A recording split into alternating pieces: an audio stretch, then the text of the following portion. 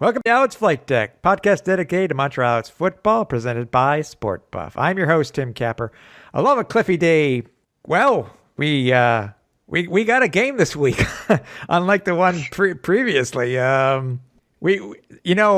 We're lucky that, if we had to pay for the ups and downs that we had, it was almost like seeing a therapist. Good thing we didn't have to pay for it because, we might have been broke for what occurred versus the Tiger Cats this past week. Do you agree? Whew. Oh my! You talk about a roller coaster of emotions.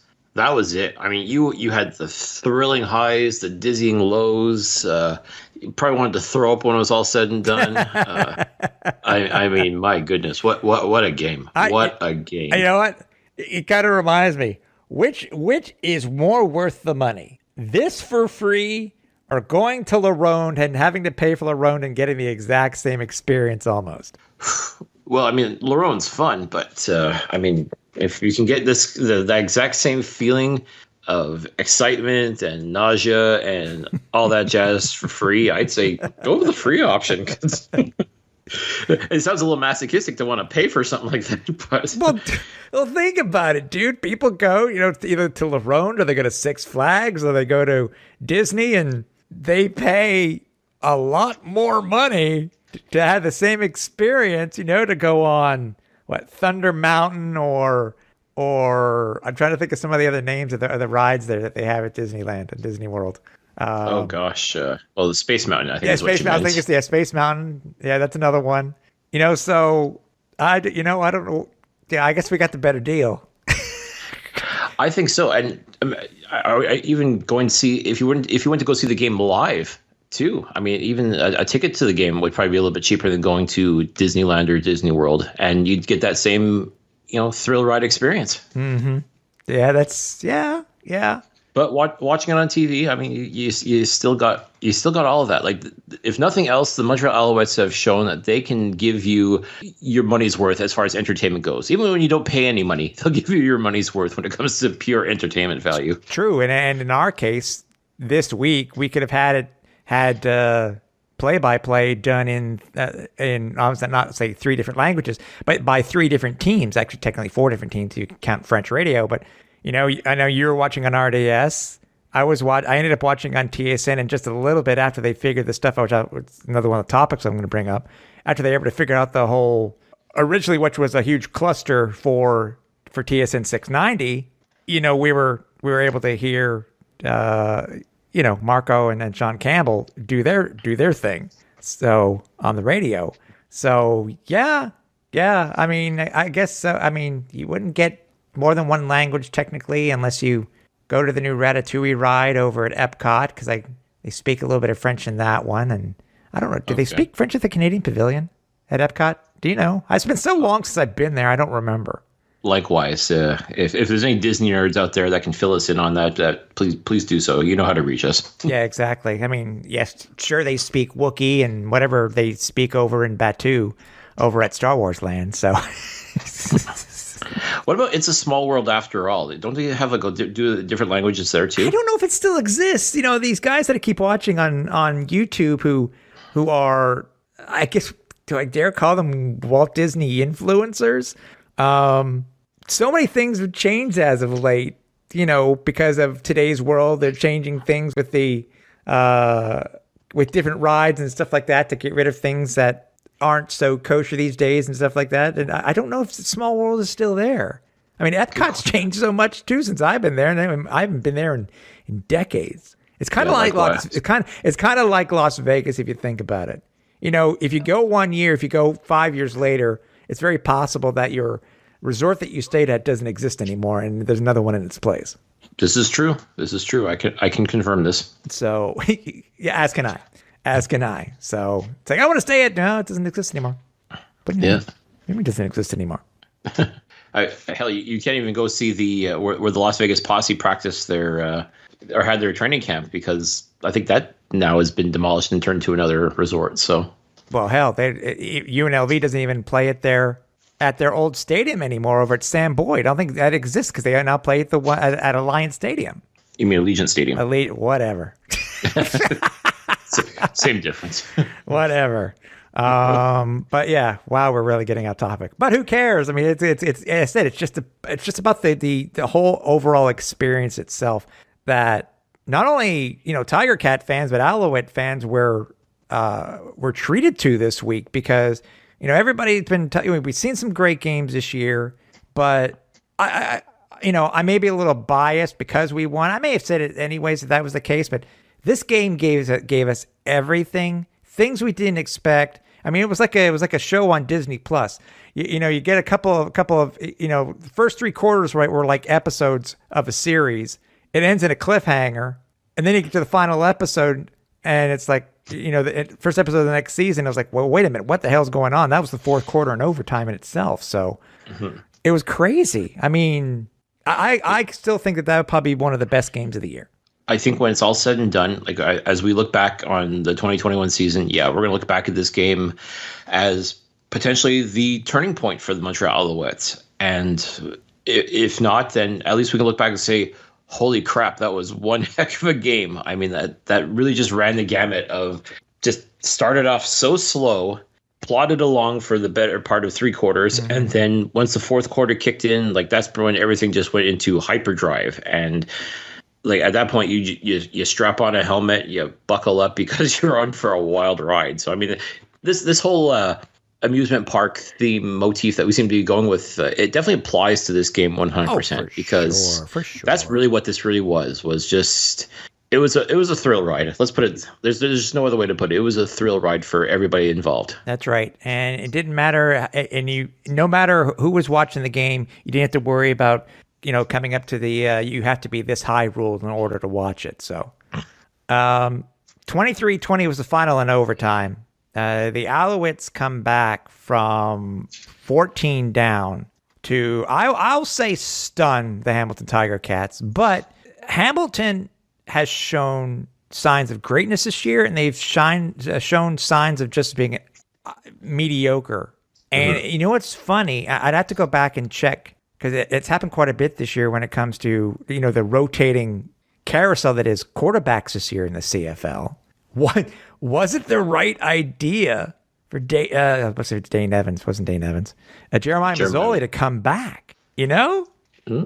But mind you, we're seeing what's happening in Ottawa tonight. As we're taping, Ottawa's just getting clobbered. So I don't know. I mean, was it a matter? What do you think? Was it just a matter of momentum for this game? Because if you got to admit, after Hamilton kicked that field goal, that 55-yard field goal to tie it at the buzzer. Into the wind, no less. I'm going to question that. Okay, I'm going to question that a little bit. Okay, go ahead. I'm going to question that because, yes, the two kicks before, one by Hamilton, one by Montreal, yes, they were into the wind, and you can tell they were into the wind. And I watched the replay thinking about that exact same thing, and I was watching the flags at the top of the goalposts. Mm-hmm. There was nothing. In my opinion, there wasn't as much as there was for those first two kicks. Because everybody, by the way, somebody brought this up on social media. Everybody remembers what happened in Guelph for the Alouettes in the playoffs. A couple years back. Everybody remembers that kick. But yeah, to me, I understand it was said that way. To me, I don't think it was as much of a factor as I think it was. Maybe right at the end, because I just think he just barely made it. It's not that the ball was held up like it was for the first field goal try by Hamilton, which you could tell. I think the one for the Alouettes was pushed by the wind. This one wasn't the same. It wasn't the same. Because I remember, you look what happened in the second half. Remember, the Montreal won the toss, right? Mm-hmm. We deferred. Right. But then we pushed our defer so in the second half, because of that issue, yes, with the wind, so we would get to the fourth quarter with the wind. Right. And I don't know how many people who watched the game noticed that change. Because I guess maybe I don't know how many people know that could be you could give up the ball in the second half if you have the ball, if you won the toss and you deferred, if you can make that change. I'm curious to know how many of you fans out there thought that immediately when you saw that, or you're left wondering why the Owls weren't getting the ball to start the second half. Right. Well, and that's part of the gamesmanship. That's part of the strategy, if you will, the chess match between coaches. And again, obviously, Kahari and his crew, they've spent enough time at Tim Hortons Field to know that wind can be a major factor in this. So to me, they did everything the right way. So, I mean, and in theory, asking a rookie kicker to go and drain a 55-yard field goal going into the wind, that's a pretty tall task. Like in theory, that should have been like, okay, no way he does this. Sure enough, though, like literally by the skin of his nose, he makes that field goal. Like, I know, oh my god! And Shades of the one in the NFL a few weeks back. Oh, you mean like the 49ers Packers game that I had to watch where you left 37 seconds on the clock for Aaron Rodgers to come and carve you up like a surgeon? Yeah. No. The one where the ball, was that the one? Was that the one that where the ball went off the crossbar and in? No. That was another one, right? Yeah. That was another game. I mean, it's still like it's still incredible when that happens too, but it's the game had everything, dude. I mean, it really did. And the storylines for this game alone would make a good book. Just this one game alone would make a good book. Yeah. Because I'm sure now to preface this, if you didn't see the highlights, everybody knows that Vernon Adams. How would you describe? I think he got his foot stepped on. That's how I would describe it. I don't think it got rolled.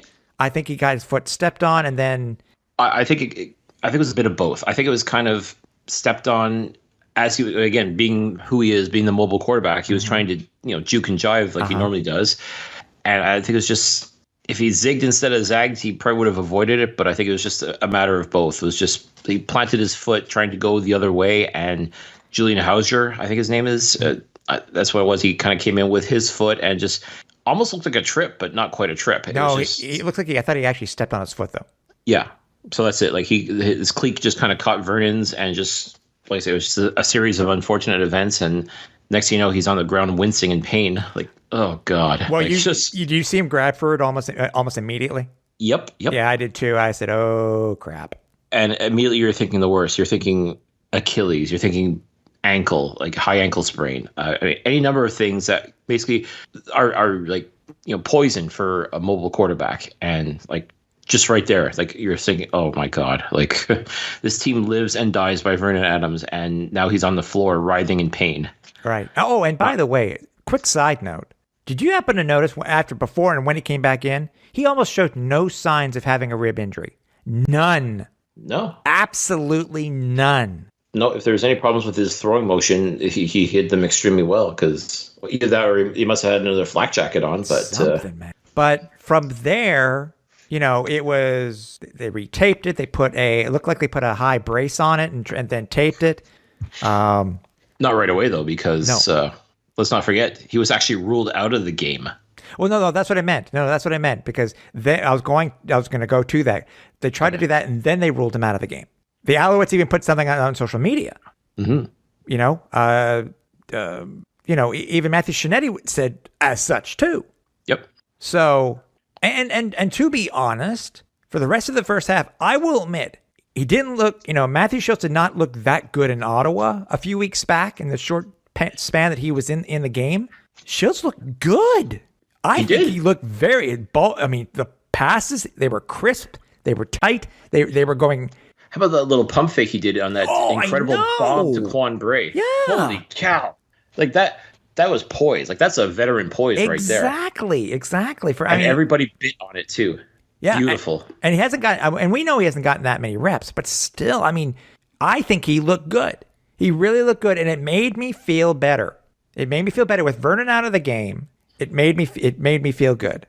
Mm-hmm. That I think that we had a chance to come back. I mean, it was only 6-3 at halftime. It was 6-3. I mean, like both offenses played like garbage, quite frankly. I mean, with Schultz's performance aside, like I'm not blaming him necessarily, but also too the receivers just were still having a hard time connecting with things, and Stanback just couldn't get going right away in the first half. But Hamilton wasn't doing a whole lot either. Like, I mean, it really was like people talk about the defensive battle, and I guess you could sort of frame it as that. But I mean, it was just a meh kind of first half of football for both teams, really. But yeah, you're absolutely right. Once Schultz got into the game, like, he wasn't perfect, obviously. Like, he got sacked, he got rattled a little bit, but I mean, he didn't make any mistakes. He didn't make No. any dumb decisions. Like, he did what he had to do. I mean, it was, I would say, like, okay, if there's ever a game where you needed a bus driver, and I'm not calling Matthew Schultz a bus driver, just to make it clear, like, but you need someone to manage the game, and he could do that. Like, the way that Hamilton was playing that first half of football, Schultz could come in and manage the game. And once he found his groove, he just kind of like flipping the switch. Like, I think he would have turned it on. And you saw that in that pass to Quan Bray. Like, he's got the ability to connect on a deep ball with somebody.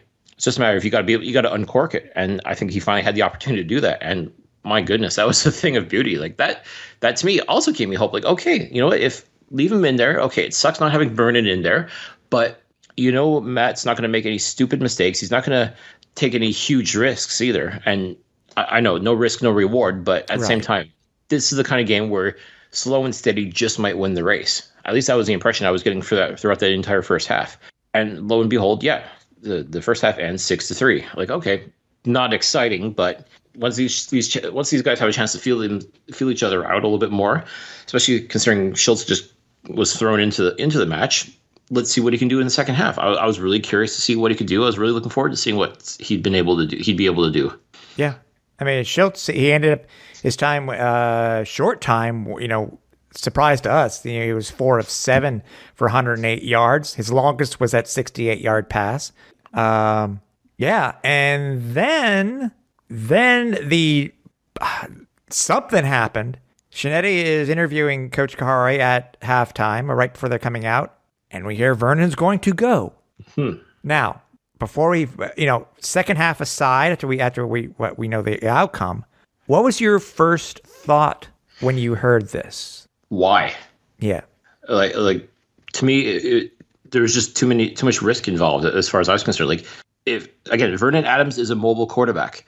He relies on that escapability. He relies on being able to move the chains with his feet, in addition to moving the ball in the air. Like, you kind of need a good ankle to do that. And if his ankle's not 100%, why risk it? Why risk him going out there and making things worse? Mm-hmm. To me, that was just like reckless. It felt reckless to me. And it's not like Matthew Schultz was stinking up the joint. Exactly. He wasn't lighting it up necessarily, but maybe give him a chance and he could have. But he was doing fine. He was keeping their heads above water. I'm like, okay, that's good. I mean, like I said, you're only down by 3 points going into the half, or starting the second half. Let's see what the kid can do. Let's give him the chance to show what he can do. You don't have to. This is the beauty thing. You don't have to rush Vernon Adams back into the action. Exactly. And so for them to do that at that moment, I thought, why? Like, it defies logic as far as I'm concerned. Like, why have him go out there, not be the mobile quarterback he can be, God forbid he starts making mistakes, start doing the stuff that we don't like out of Vernon. Why would you put yourself through that? Well, and we saw everything too. If you remember one of the shots that they showed of Vernon Adams when he was in the background, when Schultz was there in the first half, who backed into him? Andre Bolduc. Yeah, Andre Bolduc backed into him. And you see Vernon wins? Yeah. So I'm like, what type of healing juice did they get? That's the best way I can put it. What type of healing ointment did they give Vernon besides rewrapping his foot? Because Vernon in the second half was the Vernon Adams that we saw in the for the first couple of plays before he went out. Mm-hmm. I was like, what? And then that one running play where he zigged and zagged, stopped on a dime, and made some Tiger Cats players miss him. I was like, what? Ironic. We thought he'd broken his ankle, but he ends up breaking their ankles. No kidding. I'm sitting there like, wow, not bad for a guy with a bum ankle. Holy cow. Okay. I thought the same thing you did. To me, I was like, okay, don't risk this. We were still in the game. Don't risk it. And I can't emphasize this enough. It's not like Schultz was making any mistakes. Like, he wasn't throwing, errant throws into double coverage or anything like that and getting picked off. Like, he was managing the game, and that's fine. Mm-hmm. In that instance, that was fine. It's not, and again, it wasn't like a lopsided score or anything like that. There wasn't any, I think, sense of urgency unless it came from Vernon himself as to, I got to get back in this game. I got to get back in this game, and just badgering the coaches to let him back on. Which which it's possible may have happened at halftime. Very possible, but to me, like at that point, like you kind of look like this is our star player. This is our bread and butter, our meal ticket. We to me, like I just don't see how you go out and risk that. But I mean, hindsight is 2020. It looks like it was a masterstroke. Oh, no kidding. I mean, sure enough, once again we get an interception from Vernon in the third quarter, which I think we were driving again. Which yeah, we were. Which that ball should not have been thrown. Not even a little, because he was. If I didn't know better, I swear he was throwing it right at that Ticats defender. Yeah, because he was the only one out there. Yeah, like you way overthrew everybody, and like Vernon, like we've talked about how he doesn't make his reads. Like that was definitely not. I don't know what the hell he saw out there. And then the one in the fourth. Yeah, like late in the fourth too, as the Alouettes are driving to try and tie this game or go ahead. Like it was.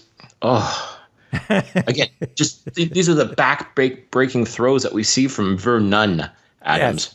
And that's where you get frustrated. This is where people start doubting him. And at that point too, like if that was ended up being the end of the game at that point, or pretty much the last Alouettes chance of scoring, this would be a whole different story. This would be a whole different podcast. I mean, everything would just be and then stuff happened.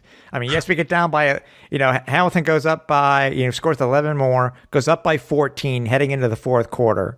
Mm-hmm. Vernon's been looking so, but the pick and everything in the third quarter really didn't help. Stanback wasn't really kept in check as he was the first time around. I mean, he still didn't break 100 to extend his streak. Mm-hmm.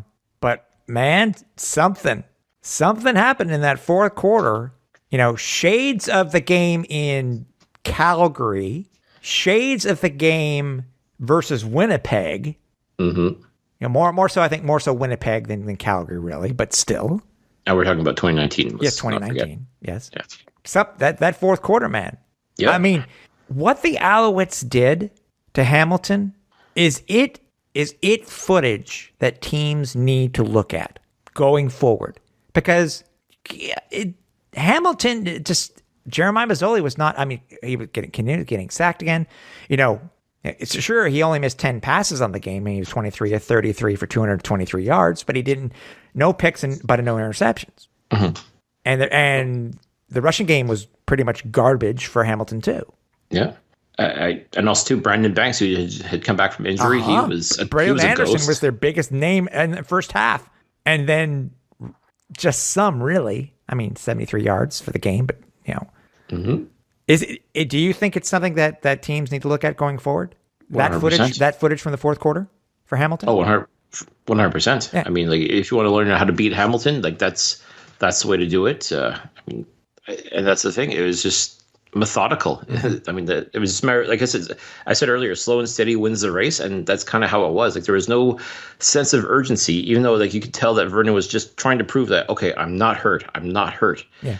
And once he found Jake Wienecke for that touchdown, which again, thing of beauty. That was then speaking of passes, that was a thing of beauty too. That's the Vernon we know. Yep.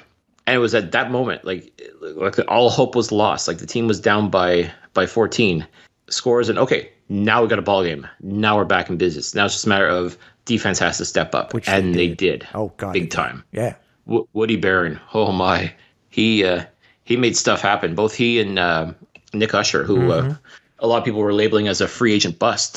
They made stuff happen, but the guy that really truly made stuff happen this past Saturday, Chris Aki. Yep. Oh boy, he was all over the place. He was on fire. He played like his hair was on fire, forcing fumbles not just in overtime but in regulation as well. He was just a force to be reckoned with. Mm-hmm. I mean, he played, as far as I'm concerned, he played an outstanding football game. Like he was the reason why Montreal was able to come back and briefly take the lead before that last second field goal by Hamilton. Got to mention for VA, by the way, 17-26, 209 yards, 2 interceptions, 2 touchdowns. Okay stats, I mean, VA still had 18 yards rushing. That one, I think that the one where he was juking everybody, I think it was only for 7 yards, but still.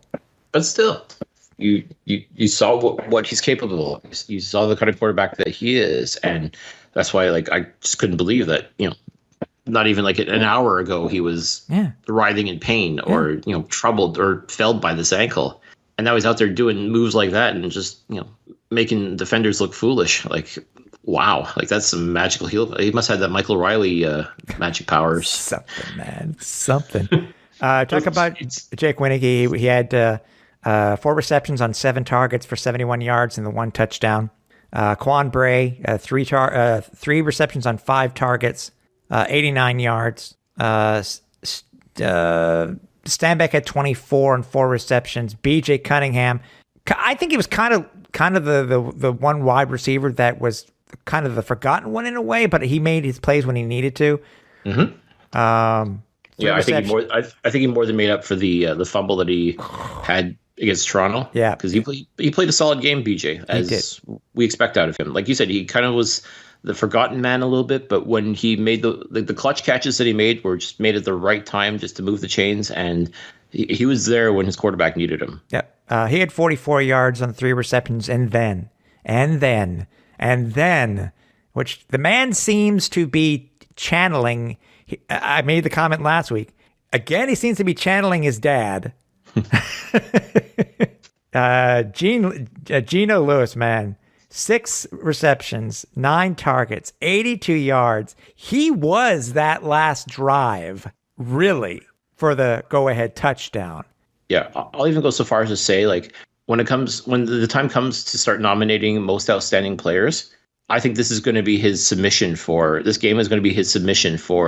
to become the Alouettes' most outstanding player nominee, because he was just phenomenal. Yeah, absolutely clutch. He's been clutch all season. This game was like, holy cow! Like, this was just remarkable what he came up with when the Alouettes were down. Like, truly, the chips were down and they needed a miracle. He came through not once but twice. Yeah, and with an absolutely clutch performance. The catch on, I know we say it looked easy, but the catch on 3rd down was clutch. The first one, yeah. Huh? Both those catches were on 3rd down. Yeah, the first one. And then the second one, which 3rd and 20, Vernon gets sacked. By the way, on a great, you come on, you got him in. The sack and the coverage by the defense for Hamilton was phenomenal and horrible. They did the delayed blitz perfectly. Yeah, perfectly. And Tunde Adeleke, he had nothing but open space in front of Vernon. Mm-hmm. And he ran a train on him. It was you almost can't be mad, but you're like, oh God, just what happened? Like, how do you leave your quarterback like that? Well, we'll talk about the injuries here after we finish, into the next. I guess we'll have to do a quick quote unquote commercial break, and then we'll talk about the injuries because it played a huge part in it too. But what were your thoughts on that Geno touchdown? Because 3rd and 20, you knew they had to score. Obviously, it was just mind blowing, and the way that the original camera angle was, you really did not know who the hell that ball was going to. You really didn't. It was a WTF moment for sure. Not only on the pass play itself, and then the touchdown by Geno. It was nuts. And it's funny. It was 3rd and 20, so you only need 20 yards just to get a first down to keep the drive alive. But Vernon was clearly thinking Enzo, like, this is the game right here. Like, for sure, it's no guts, no glory kind of thing. Like, and he rifled it. And they talk about having faith in your receivers. I mean, again, having faith in Eugene Lewis is a given, quite frankly. Mm-hmm. But once again, throwing into double coverage, mind you, but somehow, some way, like, wasn't it more than double coverage? Felt like it. I mean, it was quintuple coverage. It was something down there, and as I said, you couldn't tell who the ball was supposed to go to originally because there were 2 Owls receivers down there. Yep, and somehow, some way, Eugene Lewis came up with it in the end zone, like just. And I think you could have heard a pin drop at Tim Hortons Field, because I think everybody was just like, "What the hell did I just see?" And like, whether you were an Owls fan or a Tiger Cats fan, you're just like, "WTF?" Like, did that just happen? Yeah. Like, really? And what was great, and the way TV is these days is that because of how TSN and RDS sets up the what is it, the noise catchers? I don't know what the hell they're called. I know what I'm talking about. It's those. It's the. They look like half a circle or a half of an oval, and I know what you're talking about. Okay. I don't remember the technical Yeah, I term don't for either. it, but But you heard when that was caught, you could hear the Alouettes sideline just erupt. oh yeah. I mean, like, well, I'm even myself, it's like cheering on, watching on TV. I Oh, was me too. screaming like a loon, but Yeah. because again, it was just one of the, are you effing kidding me? Like, did that really just happen? It was shades of the you know what? Shades of the Winnipeg game Yeah. in 2019. Yeah, instead of Jake Wienecki catching the ball with 9 seconds left on the clock, it was Gino Lewis catching the ball with, what was it, 29 seconds left on the Something clock? like that, yeah. I mean, like, and again, Alouettes go up by 3, like, and it's still not over. The game is still not over. It's just like you're excited, but like, oh shoot, like 29 seconds on the clock. yeah, like Hamilton again in the CFL, like the clock stops on every first down, or you get out of bounds and stop the clock. And give Jeremiah Masoli credit, he worked the clock. Oh, did he? I know extremely well. But you know what? To be fair, too, the Owls were really playing prevent, and I think they were just a tad too much off the ball. Yeah, just I mean, again, with 29 seconds left on the clock, you kind of have to play prevent, but at the same time, it's like, oh, you're giving them too much opportunity. I'm like, okay, it was at midfield. Like, no way, they have to go for the Hail Mary. There's no way they're going to let their rookie kicker try to make a 50+ yard field goal into the wind. Like, to me, I was like, that's not happening. And then sure enough, they trot him out there. I'm like, oh, okay, fine. Mm-hmm. But let's see what happens. And then sure enough, you watch the ball. I'm like, oh no. Yeah, and then they go into overtime. Hamilton gets the ball first. Fumble. I mean, blatant fumble. Everything. You know, it was the second. Oh. Was it the second? That's the second one. You know, Thomas Erlington got away with the one on the touchdown earlier, which I don't see how nobody. You look at those things and you don't think how the Owls didn't jump on that. But this one, this was just a muff. This was just a muff. Yeah, they both whiffed on that one. And as I said, Chris Aki, Johnny on the spot, presence of mind to scoop it up. I'm like, oh my God, it's over. Game's over. Yeah. Like if you're a Tigers fan, you had to be beside yourself. I mean, you went through all this hell just to get into overtime and to not even be able to have a chance to score any points because your running back just muffed an easy handoff. That was the game. I remember again the first one. He lost. He was lucky. He was near the end zone. He just lost it. It went off of him and into the end zone. He was able to jump on it. This one was slightly different. This one just looked like it was dropped. Yeah, there was a disconnect for sure between Masoli and Thomas Erlington. Yeah, but hey, how it just came down and David Cote kicked the field goal, 36 yards. I think the Owls really didn't do anything on their drive. No, it was just a matter of don't screw it up. Just keep it down the middle and let Cote do his thing and give him credit. Like for a rookie kicker, that was easily the biggest kick he had to make in his life, and he nailed it. Yeah, I mean, like a 36-yard field goal doesn't sound like much, but and he did miss one earlier at 42 yards, but that was wind blown as we talked about earlier in the show. Exactly. Yeah. I mean, nobody expects perfection out of the guy, but I mean, you think about the fact that his first year playing in the CFL, and like this was a pivotal moment, and he stepped up to the plate and he made it work. I mean, he did what he had to do. I mean, the Alouettes certainly made it easy for him. Yeah, for sure. And I just looked at it now because I'm looking at the stats. Artis Payne was the one who took both of. This goes to our injury report. Mm-hmm. Artis Payne did both those runs in overtime. Yep, which is good because I mean, gets him the reps as well. Gets his feet wet because I believe this was his first game, first time suiting up for the Alouettes as a running back. Yeah. So yeah, Owls with the win. The heart-stopping, gut-wrenching win, but a win is a win. Yeah, improved to 3-4 in the season. Break Hamilton's crazy 11-game home winning streak. Fun fact: do you know who the last team was to beat the Hamilton Tiger Cats at Tim Hortons Field? It was the Owls. It was the Owls. In between the Owls losing and then which they did in 2019 also. Right. But yeah, it was the Owls. That's it. So, yeah, crazy game, great ending, something to build on. So, yeah. No, and I said too, like the Alouettes had to the two games they played in Ontario before coming home for Thanksgiving, they had to get at least one win. I think we thought it was going to be against Toronto and then lose against Hamilton because Hamilton had lost for so long there.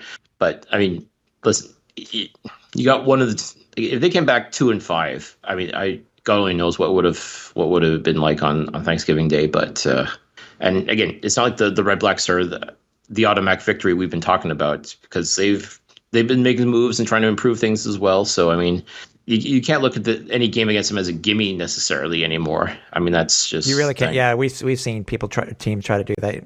Alves, I mentioned that a couple of weeks ago. Alves have done that versus the Red Blacks before too, and been surprised. But exactly. We are on social media. Don't forget that. Multiple places where you can find us. If you're looking to check out any of the archive for the past 6 years for the Alouettes Flightdeck, you can do so over at www.alouettesflightdeck.ca. You can check us out over on Twitter. That's at Alouettes FLDeck. Instagram, on Facebook when it's up. Same with Instagram. And also on YouTube, which we're getting there. We need your help. We need you guys to like our page, do a search for Alouettes Flightdeck. We need to get to 100 followers so we can get actually able to use a custom URL. And again, we're going to promote. Once we get there, we are going to have a giveaway. So and not just any giveaway, folks. I mean, I think this is a pretty sweet prize that we've got in mind. So give us the likes. Give us this, make sure you're subscribed to the Flight Deck on YouTube. Help us get to 100 followers. And I tell you what, the prize that we're going to give away to one lucky person, it's pretty freaking sweet. Yeah. So, like I said, jump on YouTube, just do a keyword search of Alouettes Flight Deck. You'll find the episodes that we have up there already. As I said, subscribe to the channel, throw us some likes, throw us some good comments. Throw some bad comments if you want, but like and subscribe at least if you can. That'd be so appreciated. And let's get to 100 subscribers if we can. Yep. Also, we are on. Check out any of the podcast platforms that are out there. Do a search for the Alouettes Flight Deck, and you'll find us. Some of the big ones, obviously, are Apple Podcasts, Google Podcasts, the Spotify, iHeartRadio. Forget any of the big names? Did I forget any? I don't think so. Stitcher. Stitcher. Yep, Stitcher too. Yeah, I mean, there's pretty much anywhere you can find a podcast, folks, you'll more likely find the Alouettes Flight Deck. Yeah. So however you want to listen to podcasts, come find us, come subscribe. As I said, same idea. If you want to throw us a like or positive feedback or anything like that, or even negative too. Like, I mean, if we're doing something wrong, let us know so we can fix it. So, but definitely subscribe however you listen to podcasts. Make sure you check us out, show us the love, and, we're here for you all. That's right. And also, if you're following us on social media, on Twitter, Cliffy at Cliffy D, myself at Repact, REPPACT. Don't forget the newest, seem to be the newest thing.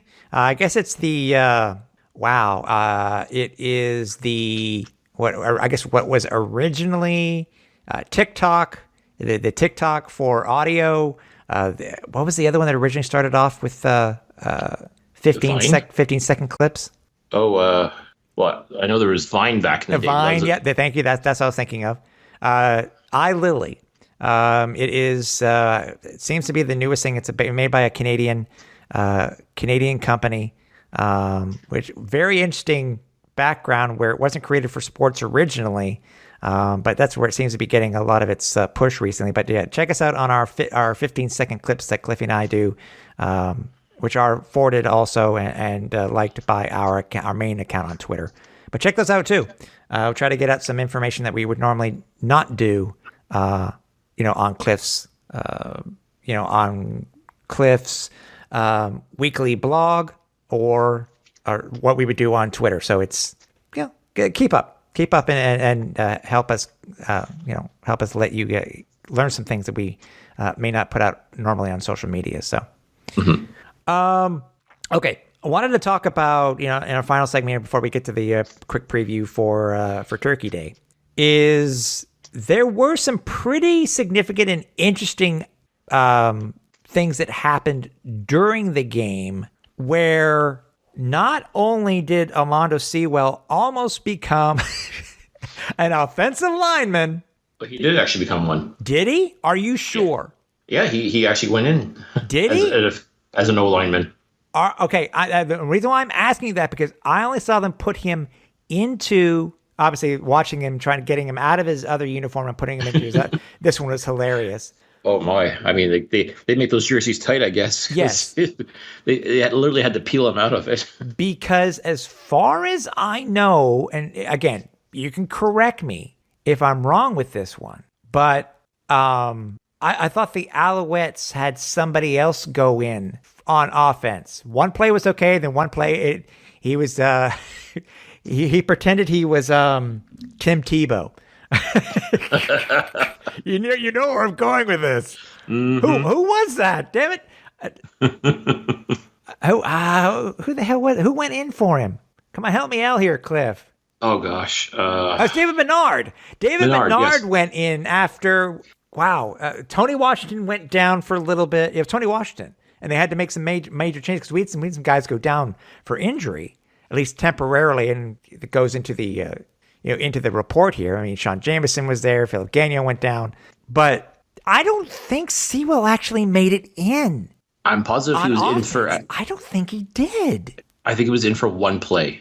I think it was just after they got Gagnon out. He was in for one play because I remember they had to shift like when they had Menard in.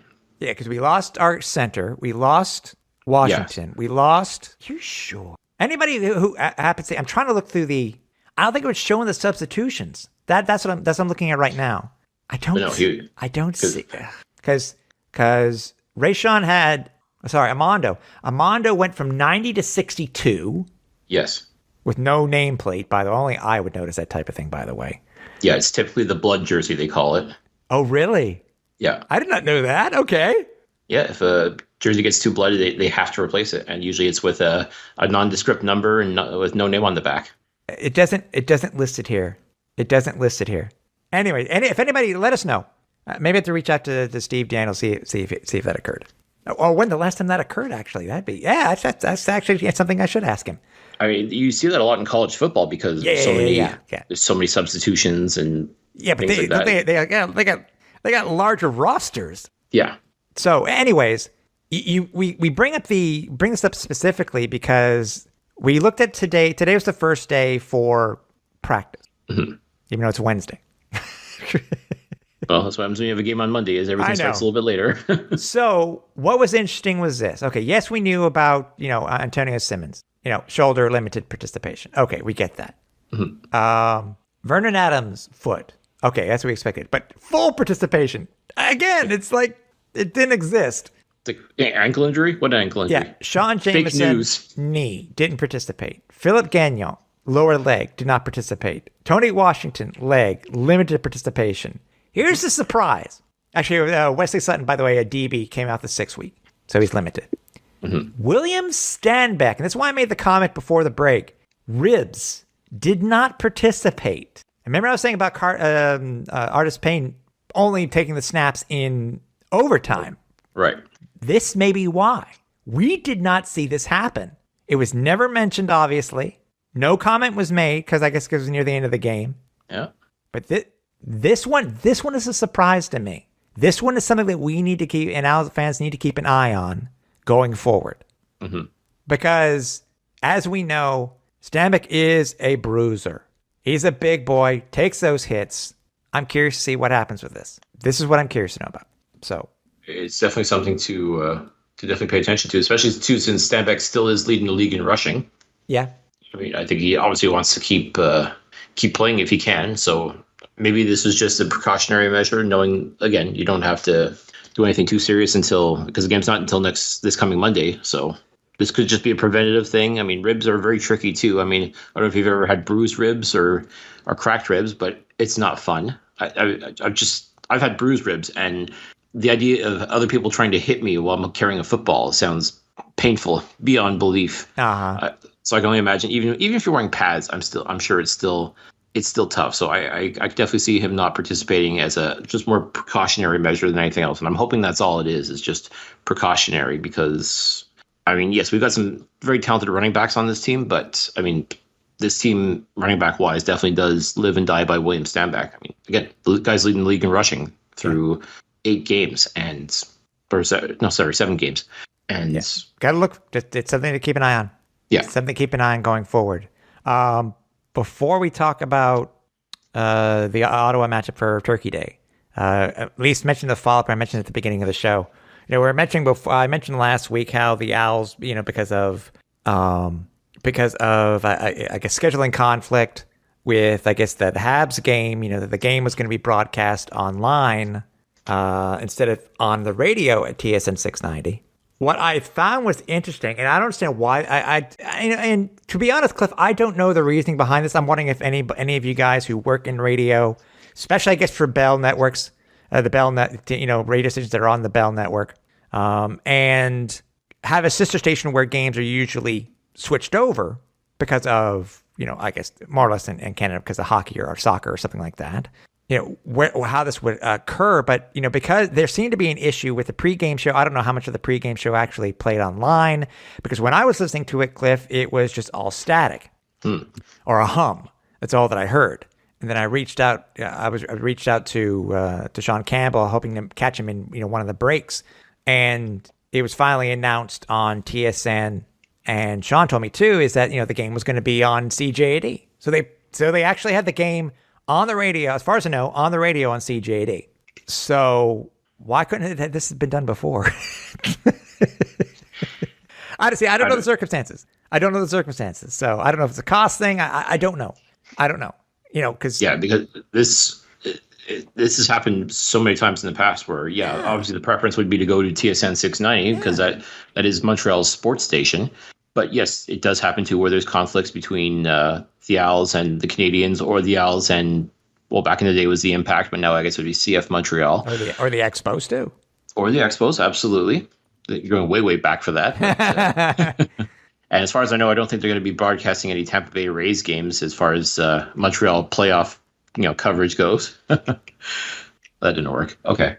Well, I knew you were going with things for Monday. I don't know what's happening. I think the game's supposed to be on. It's already announced. It's already been announced. The game's going to be on 6-9. Yeah.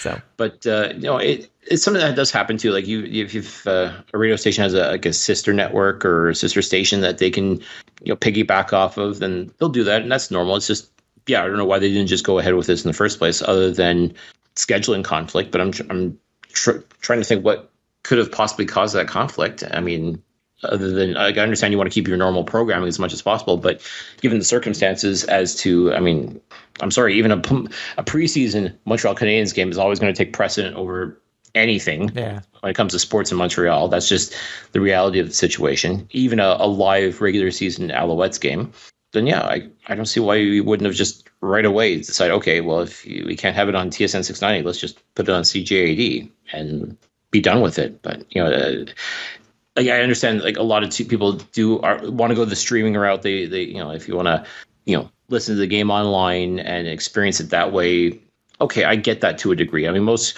radio stations also have an online media player that you can listen to the radio, quote unquote, as well. Yeah. So to me, this was a whole lot of unnecessary steps just to come back to the same place that you were before.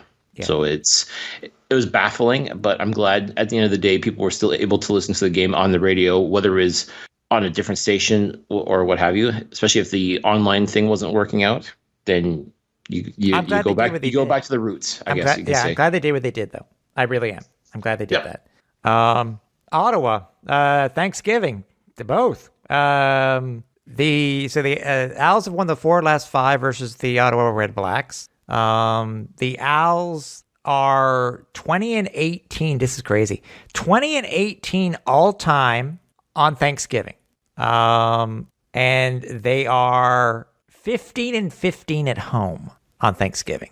So the tradition is back. Thankfully, I'm so glad this tradition is back. It should never have been taken away in 2019. Agreed. Absolutely agreed. It was a gross oversight by the administration at the time, and I'm glad it's been rectified. I agree with you. So that, again, this should be fun. The first Thanksgiving Day game at home since 2018. We do have a lot to make up for. The Alouettes have lost the last 4 Thanksgiving Day games at home. Mm-hmm. And they also haven't beaten the Red Blacks at home in a while either. I think the last one, I'd have to I'd have to double check that. If I'm not mistaken, I think it's back in 2017 was the last time the Alouettes beat the Red Blacks in Montreal. It is very possible. You, sir. Oi, really? Hasn't been that long. Yeah. Hold on a second. I don't know what I'm looking at here. Hold on. Is this right? Is this really right? It's really right. I mean, we've had the benefit of going to Ottawa and winning there, but when it comes to actually playing at Percival Molson Stadium against the Ottawa Red Blacks, they've had their number. We've lost 7 in a row at home to Ottawa. And you, sir, are correct. Yeah. The first year of the Red Blacks, 2014. Not including preseason. Well, no. No, but I'm just making it known. No, I hear you. Yeah. And our quarterback at that time, by the way, Jonathan Crompton, head coach, it was Higgins. Yeah. So it's been a while. But it is VA's second start at home versus Ottawa. So yeah. It's hard to believe too because Red Blacks were 3-15 in 2019, and if I'm not mistaken, was it 2 of those wins came against Montreal, or just the one? But I think it was just the one. But still. Well, 2019 we only played them once at home. Okay, so yeah, it was 2017 and 2016 where we played them twice. Okay, so one of those 3 wins was a home loss to the Red Blacks. Mm-hmm. But this is a game. Aside, yes, Ottawa got their asses handed to them tonight versus Toronto. Again, I'm going to go back again, and like I said earlier in the year when we played them in Ottawa and saying it was a trap game, we got to make sure this is not a trap game. Oh, 100%. The Owls may be a game and a half up in the standings. Seems so weird. But then again, the East is so weird. The whole league is weird. This whole year's been weird, man. Yeah. You just have to embrace the dumb, as they say. So, yeah, I don't. There has to be a lineup because see that's the thing. Ottawa is in the midst of a weird schedule. They're playing today, and then they're playing versus us on Monday. Yeah, and then next Saturday, not this coming Saturday, but next Saturday, Montreal goes and plays in Ottawa. Mm-hmm. So that's 3 games in the span of 10 days. Yeah. Currently, the Alouettes are favored by 7 points with a over-under of 50. 50 and a half, actually. Mm. So, again, with the way that it currently is with the standings, the Alouettes, if they want to make any chance of having a home playoff, because currently, right now, Hamilton actually does hold the tiebreaker on points. On points, yes. And the Alouettes are currently a half a game back. So, and they have a game in hand actually too, which is a plus. But the Owls need to get a first win at home. This is the way to do it. The Owls need to get a win at home. I think the stage is set. I think coming in with that great momentum of winning that absolutely wild game out in Hamilton, playing an Ottawa team that is, I don't want to say they're as bad as what the record says it is, but unfortunately that's kind of how you have to look at it. Mm-hmm.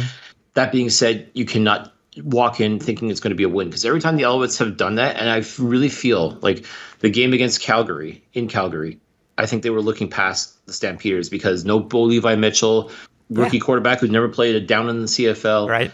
And Montreal barely lost, but they still lost. Going into Toronto, no Nick Arbuckle, no Eric Rogers, no Enoch Mwam. Like a lot of their stars were out. It was a bunch of no-name players, and McLeod Bethel Thompson, once again, barely lost, but they still lost. So Montreal cannot afford to be lackadaisical when it comes to this game. Even though it's, the Ottawa Red Blacks and they're supposedly a dumpster fire and all that stuff, but I definitely see a lot of positive with them that they can build upon. And I think they would be hoping and praying that Montreal is going to look past them. No, we can't do that. Because the next 3 games could really make or break the East Division for us because it's all against the East Division. 2 against Ottawa, 1 against Toronto, and then we get the West coming in for 3 before we finish the season with Ottawa again. Mm-hmm. So these next 3 games are very important. If the Owls can end up sweeping the East out of these 4 games, including last week's versus Hamilton, that's absolutely huge. It's massive because essentially they will have only lost twice to the Eastern teams. Yeah, and again, they need to get back on these tiebreakers because right now they're 0-1 versus Toronto. So, but again, we're not looking ahead. We still have a game to play this week versus Ottawa.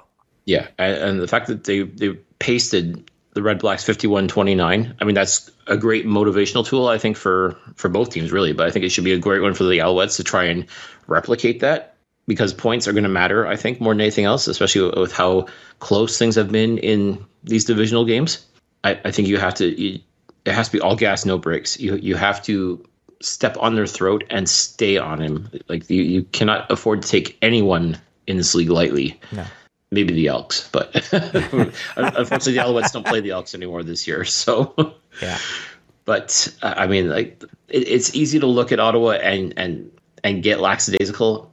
I really want to believe that that's not going to happen, and I think Vernon saw what he was able to do. I think he was able to shut a lot of people's mouths, myself included. I wasn't being I'll say I'll never hate on the guy. I'll criticize him. I'm not afraid to call him out and say, listen, dude, you shouldn't have done that when he makes a mistake. Yeah. But he doesn't need someone rubbing in his face, and that's not the point of it. No, and it's like me too, Cliff, because I'm working on something also for Vernon. I'm going back and checking some stats here because it says it can be telling. It can be very frustrating for a fan. So I agree with you. I agree with you 100%. But at the end of the day, he knows what it takes to win. He's proven it time and time again. He proved it just this past Saturday. Like whether you can question the method, but you can't argue with the results. Yeah, he got the win. Yeah, should he have been playing? Debatable. That's yeah. We were salty on social. I mean, so yeah. But you know what? He shut our mouths, and that's what you have to do. You got to shut everybody's mouth, and the only way to do that is to win and persevere and do what everybody doesn't expect you to do, and that's what Vernon Adams does. That's pretty much the hallmark of his career so far in the Canadian Football League, is that he finds ways to win. Yeah. You can doubt him all you want, but you can't argue with the results, and he does produce. So I will always have his back when it comes to things like this. It's hard to understand and even try to justify some of the things that's happened with him, especially the negative stuff. But when he comes through, when he puts this team on his back, which he will always do every single day, he puts this team on his back and he wills them back. He brings them back to the fight. He may go down, but he goes down swinging. But when he comes out on top, it's amazing. Like, it is. I've said it numerous times that he is worth the price of admission alone. Just to watch him play football is incredible. It can be very taxing on you. I mean, there's times where you're getting heart palpitations watching this guy with some of the things he does. And when he makes a mistake, it sucks because he doesn't just make a little mistake. Like, he makes a big mistake. Yeah. But when he does something right, he does it right, and he does it with excellent results. So you just, this is who he is. This is who he is. Love him or hate him, this is who he is. And quite frankly, no matter what, all things said and done, this is the guy you want to have on your football team. This is the guy you want leading your football team. Yep, I agree. Should be fun. I will say though that it's gonna be a little bittersweet not having the traditional Thanksgiving tailgate with the deep fried turkey and all the goodies that we've been known to have before the game. But no matter what, I'm still happy to have the Thanksgiving Day game back. Like, this really is our tradition. We don't really have a Labor Day rivalry. We don't have, banjo bowls or anything like that. Like, there's nothing really of that nature. So to have the Thanksgiving Day game back in Montreal where it belongs, it's such a good feeling. And I'm so excited for Monday afternoon to be able to go to Percival Molson Stadium and watch the Alouettes play a game of football. I've been jonesing for an afternoon game anyways. There you go. So.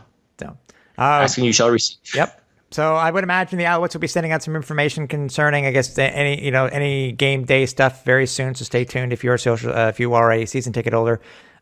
Make sure you look into your email and stuff like that. We hope everybody has a very happy and full Thanksgiving. It's a very weird Thanksgiving times two, second year in a row. But again, we do have football, and it's gonna be fun to be around everybody once again. So we'll see you there. We'll be back next week. Got a couple of things lined up. Hopefully they will come to fruition. But other than that, we will be back to talk about the good, the bad, and the ugly for the Alouettes that happened all this week. So for everybody here at the Alouettes Flight Deck, for Cliffy D, I'm Tim Capper. We're on Final Approach.